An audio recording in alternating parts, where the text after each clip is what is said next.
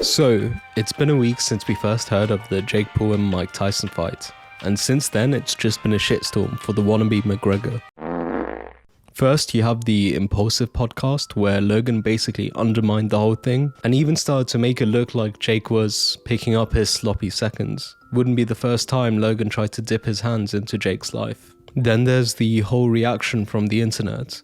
I mean, it's obvious no one thinks Mike Tyson has a chance against Jake Paul. As a boxing fan, I'll be the first to admit, Mike Tyson is just too old for this shit. The last time he fought was over 3 years ago, and even then the guy was looking slow. He was a shadow of who prime Mike Tyson was before. And that's what's expected. I mean, the man is 57 years old. And that's where all the problems lie. No one is fooled by this exhibition fight. Mike Tyson poses no threat to Jake despite what Joe Rogan has said. Even though I dislike Jake, I have to admit he is now a boxer. He's not a world champion by any means, but he's definitely good enough to be a top 100 cruiserweight. And so I don't see the fight going any other way than in Jake's favour. I know KSI and Logan Paul have also been chirping about the fight and giving their 2 cents, but honestly neither guys have any room to talk.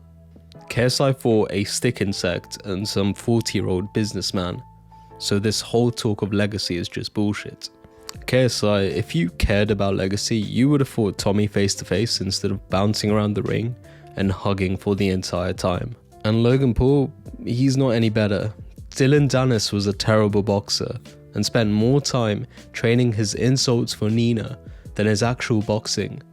And Mayweather was not only 44 years old, but also 35 pounds lighter and 6 inches shorter. What I'm saying is these influencer boxers are all part of the same circus, so it's just silly for them to call each other out. Anyways, back to Jake. Unless in the exhibition fight, they make the rule that Jake has one hand tied behind him and a 20-pound vest, this ain't gonna be entertaining. There's a reason why they've gone with Netflix and made the fight non-pay-per-view, because ever since Jake lost to Tommy, people could see that he was beatable, and that if he was given a formidable opponent, he stood no chance. And with Mike, well, his last fight kinda says it all. People know that watching Mike Tyson fight now is nothing like the Iron Mike of the old days. Instead, it's more like watching Gramps fight over the last rib at the family barbecue. I do also believe Jake is aware that beating or knocking out Mike Tyson is only going to increase the hate he gets from the boxing community, which is why it's important to mention that this fight will be an exhibition.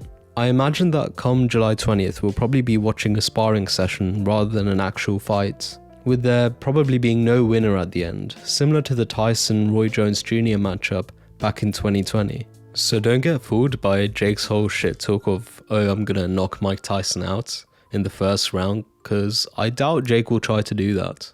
But anyways, time will tell what happens in the fight, so all we can do now is be suckers and just stay tuned. Anyways, that's it for today. Let me know what you guys want to see next, and I'll catch you in the next one.